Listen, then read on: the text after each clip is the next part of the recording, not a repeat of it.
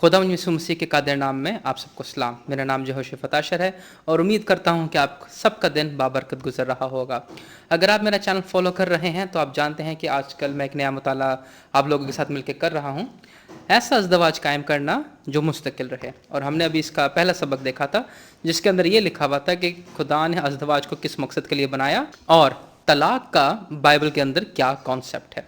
आज हम इसका दूसरा सबक देखेंगे। और अगर आप चाहते हैं कि आपके पास ये बुक हो तो और कराची में रहते हुए आप ELS बुक शॉप से बुक ले सकते हैं, और अगर आप कहीं बाहर रहते हैं तो आप मुझसे रब्ता कर सकते हैं और मैं आपको ये किताब किसी न किसी तरीके से पहुंचा दूंगा।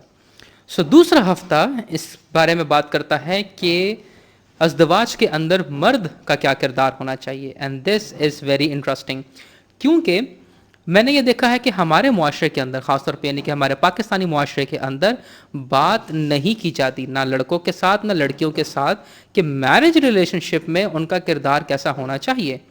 इसलिए लड़के भी पता नहीं क्या क्या सोच के मैरिज रिलेशनशिप में आ जाते हैं, लड़कियां भी पता नहीं क्या क्या सोच के मैरिज रिलेशनशिप में आ जाती हैं, और जब वो आ जाते हैं और उनकी एक्सपेक्टेशंस पूरी नहीं होती, मर्द औरत की एक्सपेक्टेशंस पे पूरा नहीं उतर पाता या औरत मर्द की एक्सपेक्टेशंस पे पूरी नहीं उतर पाती, तो दोनों को बहुत ज़्यादा हौसला शिकनी होती है और दोनों के दिमाग में जो शादी के बारे में ख्यालात और तसव्वुरात होते हैं, उसकी बेस पर ये हकीकतें देखने के बाद उनको बहुत ज़्यादा डिसअपॉइंटमेंट होती है एक दूसरे में।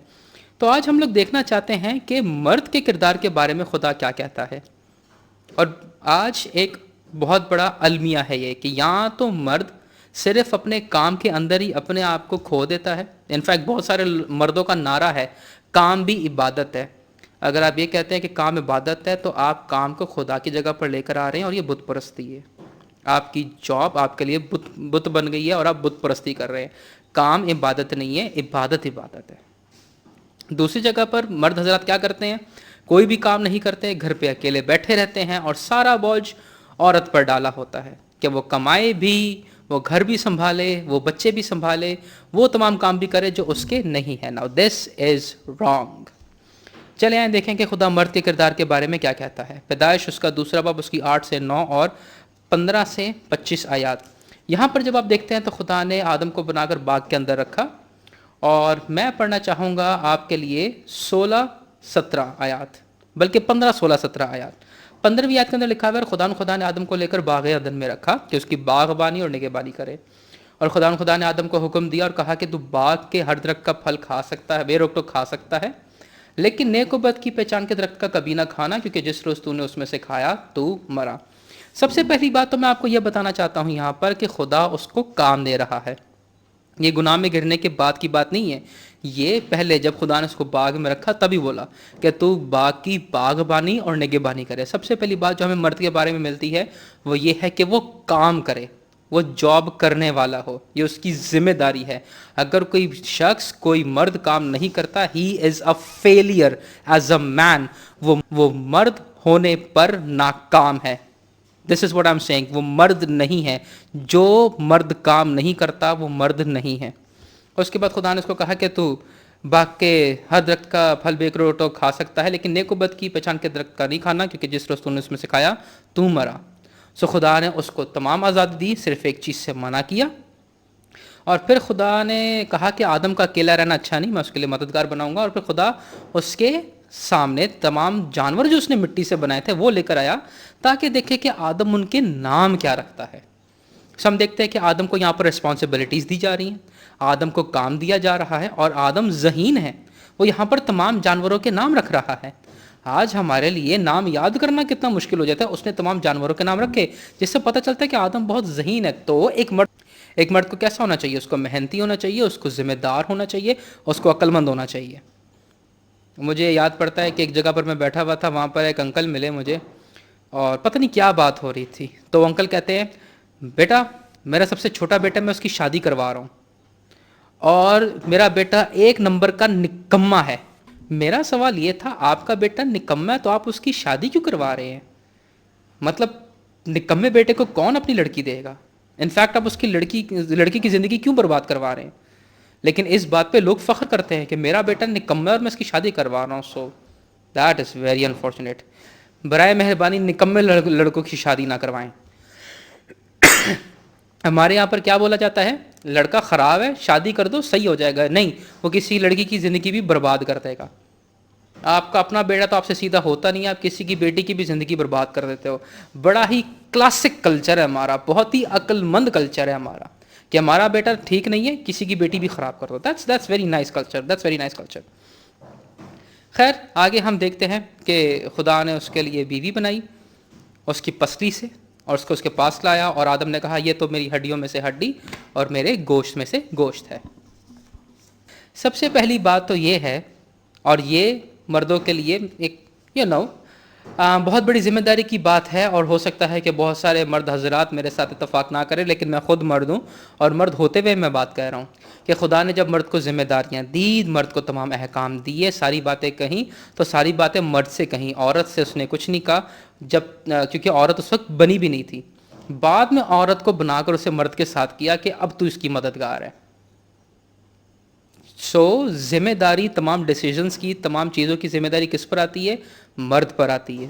دوبارہ سے میں آپ کو بات بتاتا ہوں، پہلے خدا نے مرد کو سارا بول دیا ایسا ایسا ایسا ایسا ایسا کر، اس کے بعد عورت بنائی. یعنی کہ خدا نے تمام ذمہ داریاں مرد پر ڈالی تھی، آدم پہ، عورت پہ ذمہ داری نہیں ڈالی تھی. عورت کو صرف بولا تھا کہ تو مرد کی مددگار ہے.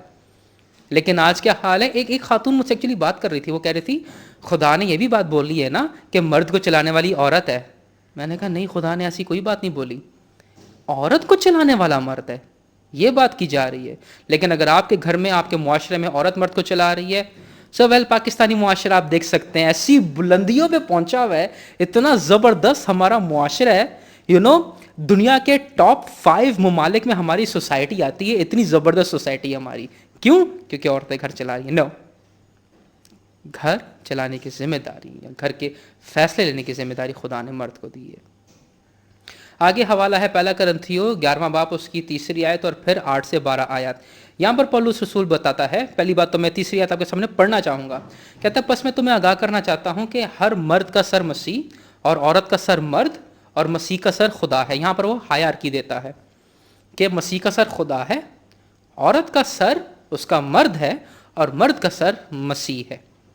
اور پھر وہ آگے ایکسپلینیشن دیتا ہے کہ مرد عورت سے نہیں بلکہ عورت مرد سے ہے. پھر مرد عورت کے لیے نہیں لیکن عورت مرد کے لیے ہے. برائے مہربانی یہاں پر وہ تمام مردوں اور عورتوں کی بات نہیں کر رہا، یہاں پر وہ میاں اور بیوی کی بات کر رہا ہے. بیوی اپنے شوہر کے لیے، شوہر اپنی بیوی کے لیے نہیں ہے. اور بیوی اپنے شوہر سے نکالے گئی، شوہر اپنی بیوی سے نہیں نکالا گیا. یہ بات بہت ضروری ہے.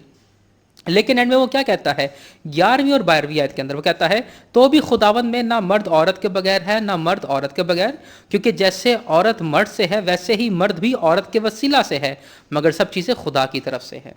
اگر کوئی شخص یہ کہتا ہے کہ عورت مرد سے کمتر ہے تو آپ کیسے پیدا ہوئے؟ آپ بھی عورت میں سے پیدا ہوئے. عورت کی شروعات مرد میں سے ہوئی تھی، یس، لیکن آج سارے مرد کہاں سے پیدا ہوتے ہیں؟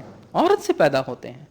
لہٰذا اس سے پتہ چلتا ہے کہ خدا کی نظر میں سب برابر ہیں، لیکن سر ہونے کی ذمہ داری خدا نے مرد کو دی ہے. یہ بات آپ کو سمجھنے کی ضرورت ہے. اس کا مطلب یہ نہیں ہے کہ آپ عورت سے بڑھ کر ہیں یا عورت آپ سے کمتر ہے، بس سر ہونے کی ذمہ داری آپ کو دی گئی ہے. اب آگے غلطیوں 3:28 میں بھی یہی لکھا ہوا ہے، لیکن آگے میں بات کرنا چاہتا ہوں پیدائش 3 باب اس کی پہلی 13 آیات اور پھر 16 سے 24 آیات. پہلی 13 آیات کے اندر دھوکہ کھایا جاتا ہے، اور آپ سب کو اسٹوری پتہ ہے کہ سانپ ہوا کے پاس آتا ہے، اس کو بہکاتا ہے and every thing. But very interesting آگے کیا بات ہوتی ہے 9ویں آیت کے اندر. جب آپ دیکھتے ہیں تو لکھا ہوا ہے تب خدا نے آدم کو پکارا اور اس سے کہا تو کہاں ہے؟ اس نے کہا میں نے باغ میں تیری آواز سنی اور میں ڈرا کیونکہ میں ننگا تھا اور میں نے اپنے آپ کو چھپایا. پھل کس نے کھایا تھا؟ پہلے کس نے کھایا تھا؟ کھایا تو دونوں نے تھا. پہل کس نے کی تھی؟ پہل کی تھی ہوا نے. لیکن خدا نے کس سے پوچھا؟ آدم سے. اور یہ بات تمام چیزوں کے لیے درست ہے. مرد ہوتے ہوئے، شوہر ہوتے ہوئے آپ اپنی بیوی کے فیصلوں کے لیے بھی ذمہ دار ہیں. اس لیے آپ بیوی کے فیصلوں پر نہیں چلتے، آپ خود کے فیصلوں پر چلتے ہیں، کیونکہ ہیڈ شپ آپ کی ہے. اب آپ نے نہایت عقل مندی سے ڈیسیجن لینا ہے، لیکن جو بھی ذمہ داری ہوگی وہ آپ سے پوچھی جائے گی. اس لیے ہیڈ ہوتے ہوئے، سر ہوتے ہوئے اس بات کا دھیان رکھیں کہ آپ کے ڈیسیجنز کیسے ہیں. پھل ہوا نے کھایا تھا، خدا نے کس کو بلایا تھا؟ آدم کو، کیونکہ خدا نے آدم سے بات کی تھی. آدم کو بولا تھا کہ تو ہر درخت کے پھل میں سے بے روک ٹوک کھا سکتا ہے، لیکن نیک و بد کی پہچان کے درخت میں سے نہ کھانا. हवा के साथ उसकी बात नहीं थी, आदम के साथ बात हुई थी। So we need to realise that.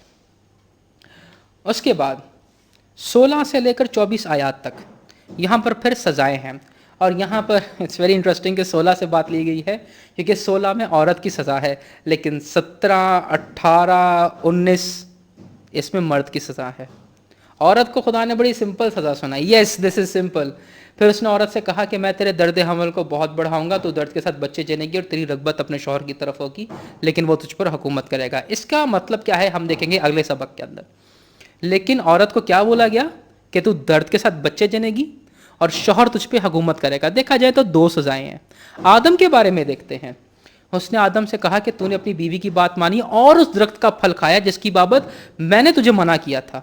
आदम का कसूर ये नहीं था कि उसने अपनी बीवी की बात मानी, आदम का कसूर ये था कि उसने खुदा की मुखालफत की। जब आपकी बीवी कोई ऐसी बात बोल रही हो जो खुदा की मुखालफत में हो तब गलत बात है, वरना बीवी की बात माननी चाहिए। It's okay, it's fine.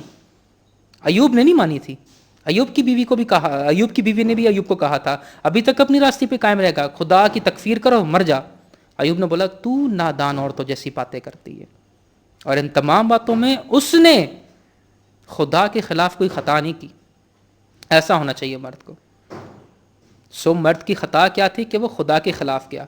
तो सबसे पहली बात 17 आयत के अंदर क्या लिखा हुआ है, ज़मीन तेरे सबब से लानती हुई, मुशक्क़त के साथ तू अपनी उम्र भर उसकी पैदावार खाएगा। तो सबसे पहली बात ज़मीन लानती हुई, अब तू मुशक्क़त करेगा। काम उसको पहले भी दिया था, बागबानी और निगहबानी, लेकिन मुशक्क़त पहले नहीं थी। अब मर्द मुशक्क़त करेगा, मेहनत मुशक्क़त होगी। फिर वो तेरे लिए ऊंट कटारे उगाएगी और तू उस खेत की सब्जी खाएगा। यानी कि तू मेहनत करेगा लेकिन मेहनत का अजर तुझे पूरा नहीं मिलेगा, बल्कि ऊंट कटारों के साथ मिलेगा। सो तीसरी बात क्या हुई, मर्द जितनी मेहनत करेगा उतना उसको हासिल नहीं मिलेगा, उसका कम हासिल उसको मिलेगा। तू अपने मुंह की पसीने की रोटी खाएगा जब तक कि ज़मीन में तू फिर लौट ना जाए, क्योंकि तू उससे निकाला गया है, क्योंकि तू खाक है और तू खाक में लौट जाएगा। चौथी बात, उम्र भर काम करता रहेगा। मर्द के लिए खुदा ने उम्र भर काम करना ठहराया है, लिहाजा जो मर्द 50 में या 55 में रिटायरमेंट ले लेते हैं बड़े कमज़ोर हैं आप। आपको अंत तक काम करना है, ये आपकी सज़ा में शामिल है। सो औरत को कितनी सज़ाएं मिली, 2, दर्द के साथ बच्चे जन्ना और मर्द उस पर हुकूमत करेगा, यानी कि उसका अपना शौहर, कोई दूसरा मर्द नहीं, सिर्फ अपना शौहर। मर्द को कितनी मिली, ज़मीन उसके सबब से लानती हुई 1, मुशक्क़त 2, ऊंट कटारे उगाएगी 3, उम्र भर काम करता रहेगा 4। मर्द को दूनी सज़ा मिली। क्यों? क्योंकि वो सर है। लिहाजा जितने भी मर्द आप लोग बैठे हुए हैं और मेरी बात सुन रहे हैं, याद रखिए कि आप मर्द हैं, आप दूने जिम्मेदार हैं। फिर हम देखते हैं आगे क्या हुआ। फिर आगे आपको खरूज और तस्लीकियों में से हवाले दिए गए हैं। खरूज 34:21 में लिखा हुआ है कि 6 दिन तू काम करना और 1 दिन आराम करना, यानी कि 6 दिन तक मर्द को मेहनत और मुशक्क़त करनी है, काम करना है। और फिर दूसरे तस्लीकियों में लिखा हुआ है कि वो मर्द हजरात जो काम नहीं करते, वो अपना काम तो करते नहीं और दूसरों के काम में दखल देते हैं और उनको भी काम नहीं करने देते। इनको पौलुस रसूल कहता है कि इनको ये अगर काम नहीं करते तो खाने भी ना पाएं। जस्ट इमेजिन अगर हम मर्दों के साथ ऐसा सलूक करना शुरू कर दें कि जो मर्द काम ना करे उसको रोटी भी ना दें हम लोग, कैसा कैसा हो जाएगा हमारा मुआशरा। लेकिन हमारे यहाँ पर क्या है, मैं घर में मेरा आना जाना था, हमारे पड़ोसी थे, वहाँ पर लड़की हमेशा काम कर रही है, कभी बर्तन धो रही है, कभी कपड़े धो रही है, कभी झाड़ू लगा रही है, कभी कुछ कर रही है। लड़का कहाँ है? वो तो भी इधर ही था। लड़के का कुछ पता ही नहीं है। और ये एक घर का सीन नहीं है, हर घर की कहानी है। लड़के आवारा, लड़की बेचारी मेहनत मजदूरी नौकरों की तरह काम कर रही है। क्यों जी? लड़का लाडला है, लड़का लाडला है और लड़के को आपने बिल्कुल बेकार कर दिया। वो मर्द नहीं आप लोग बना रहे हो उसको, आपने उसको जिंदगी भर के लिए लड़का ही बना दिया। अब वो फजूल ही रहेगा, ये हाल कर दिया उसका। खैर क्या कर सकते हैं, हमारा मुआशरा जो टॉप 5 मुआशरों में आता है, बहुत अच्छा मुआशरा हमारा जिसके अंदर ये काम किए जा रहे हैं। तो ये मर्द की जिम्मेदारी है कि वो काम करे, और जो ये काम पूरा नहीं कर रहा वो मर्द है ही नहीं। इनफैक्ट पौलुस पहला तिमोथियुस 5वां बाब 8वीं आयत के अंदर कहता है, अगर कोई अपनों और ख़ास कर अपने घराने की खबरगिरी ना करे तो ईमान का मुनकर और बेईमान से बदतर है। लिहाजा क्या करना चाहिए, उसको काम करना चाहिए। اور پھر FCO میں اس کی دوسری ذمہ داری بہت بڑی دی گئی ہے، اس کو بولا گیا ہے کہ وہ اپنی بیوی سے ویسے ہی محبت کرے جیسے کہ مسیح نے کلیسیا سے محبت کی اور اپنے آپ کو اس کے واسطے دے دیا تاکہ اس کو پاک کرے۔ دو بہت اہم ذمہ داریاں مرد کو دی گئیں، وہ کیا تھیں؟ ایک، وہ محنت و مشقت کرے اور سخت محنت کرے اور اپنے گھر کے لیے مہیا کرے، گھر میں خورش لے کر آئے۔ دوسرا، وہ اپنی بیوی کا خیال رکھے، اپنی فیملی کا خیال رکھے۔ ان فیکٹ لیڈر اس کو پہلے ہونا چاہیے، پہلے گھر کے فیصلے لینے چاہیے اور اس کے بعد اس کو مہیا کرنے والا ہونا چاہیے۔ کیونکہ اکثر اوقات کیا ہوتا ہے، مردوں نے اپنی جاب کو ہی پرائیورٹی دی ہوتی ہے اور گھر میں جھگڑا چل رہا ہے، لڑائی چل رہی ہے، جو بھی چل رہا ہے وہ اس کو ترجیح نہیں دے رہے ہیں۔ نو، یو ہیو ٹو انٹرفیئر۔ آپ کو اپنی بیوی کا خیال رکھنا ہے، اور پلیز شوہر ہوتے ہوئے پہلے آپ کو اپنی بیوی کا خیال رکھنا ہے، اس کے بعد دوسری چیزیں۔ کیوں؟ کیونکہ خدا نے سب سے زیادہ امپورٹنس شادی کے تعلق کو دی ہے، ازدواجی تعلق کو دی ہے، کسی اور کو نہیں دی۔ لہٰذا جب کسی کی ماں اور اس کی بیوی میں لڑائی ہو جائے لڑکے کی، تو آپ کو ماں سے بیوی کو بچانا ہے، کیونکہ ماں بڑی ہے، اور بیوی کو بولنا ہے کہ تو نے مجھے بولنا ہے، اور ماں کو بھی بولنا ہے کہ آپ نے بھی مجھے بولنا ہے، دونوں کے بیچ میں درمیانی آپ نے بننا ہے۔ یعنی یس، یہی آپ کے پسنے کی سزا ہے۔ اور جتنی بھی خواتین ہیں جو سانس بننے والی ہیں، ان کو تو میں یہی بولوں گا کہ آپ اپنے بیٹے کی زندگی میں دخل اندازی اگر نہ کریں تو بہت اچھی بات ہوگی، اس کا گھرانہ خوش رہے گا، ورنہ آپ اپنے بیٹے کی ازدواجی زندگی برباد کرنے کی ذمہ دار ہوں گی۔ Same goes for the mother of the girl, جو لڑکیوں کی مائیں بیچ میں ٹانگ اڑاتی رہتی ہیں، آپ کی وجہ سے پتہ طلاق ہوتی ہے۔ میں پاکستانی معاشرے میں رہتا ہوں اس لیے میں بات کر رہا ہوں، ہو سکتا ہے میری باتیں اچھی ہیں، آپ کو نہ لگے، ڈزنٹ میٹر، میں یہاں پر کسی کو اچھا لگنے کے لیے نہیں بیٹھا، میں یہاں پر خدا کا کلام سنانے کے لیے بیٹھا ہوا ہوں۔ سو دس از دا ریالٹی۔ میاں اور بیوی میں ٹانگ اڑانا بند کریں، اور مرد حضرات اپنی ذمہ داری سنبھالیں، اپنے گھر کے فیصلے لیں، اپنی بیوی کو پروٹیکٹ کریں اور اپنے گھر کے لیے مہیا کرنے والے بنیں۔